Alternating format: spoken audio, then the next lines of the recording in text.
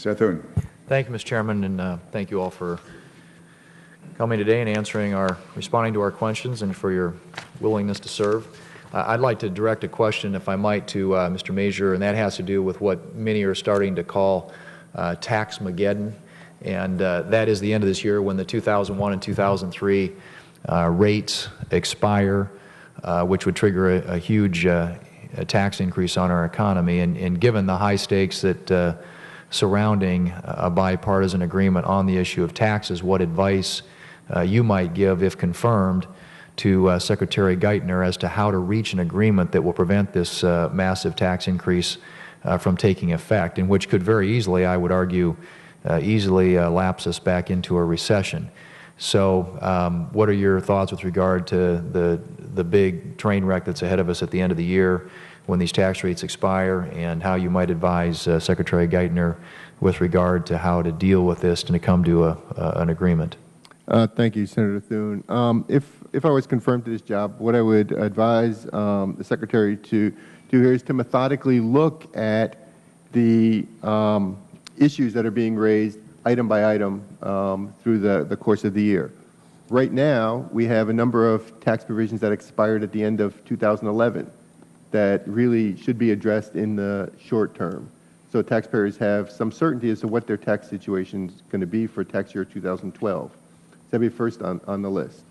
Then we have the 2001 and 2003 tax cuts. The President's been pretty clear in his budget what he would like to see happen, which would be to allow the tax rates for those with incomes above $250,000 to revert back to where they were in the 1990s, but to retain the 2001-2003 tax cuts for the bulk of the population, 98% of the population. There's also a couple of non-tax issues that need to be addressed as well at the end of the year.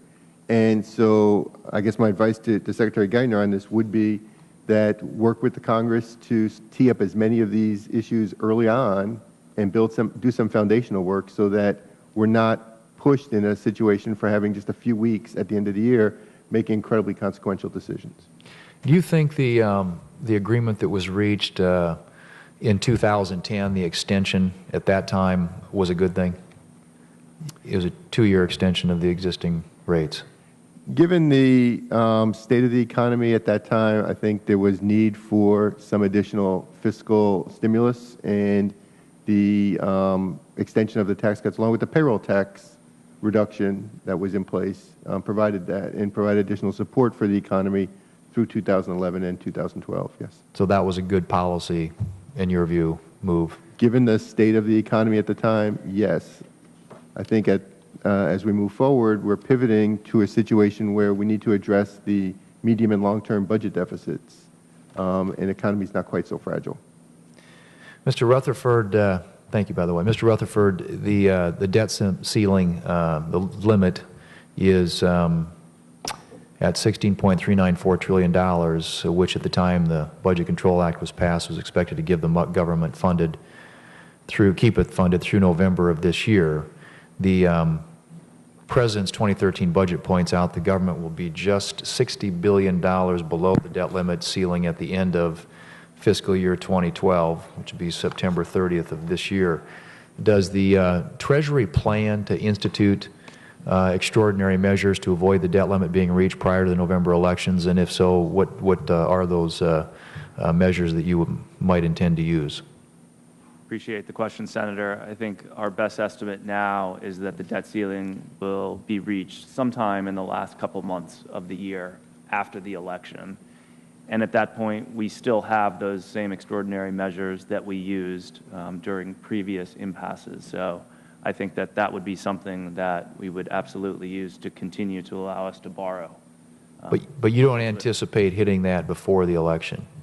No. Or triggering, I should ask, triggering those extraordinary measures prior to the November election? No, our best estimate is that this will happen after the election. I think that some of the forecasts are obviously volatile. It's difficult to forecast with much precision 6 months out about exactly the date with which we would actually hit it. But obviously we'll be watching revenues and see how they're trending as well as outlays. But we think it'll be safely after the election. Okay. And do you, just a quick follow-up, what, if you have to use extraordinary measures, what those might be, what you would intend to use in order to?